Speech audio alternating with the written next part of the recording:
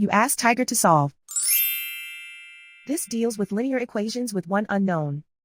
The final result is r equals 5. Let's solve it step by step. Simplify the expression. Simplify the arithmetic. Group all constants on the right side of the equation. Subtract 30 from both sides. Simplify the arithmetic.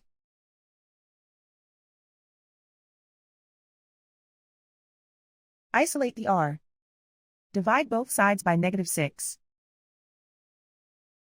Cancel out the negatives. Simplify the fraction.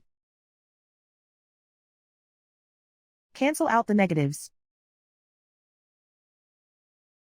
Find the greatest common factor of the numerator and denominator. Factor out and cancel the greatest common factor.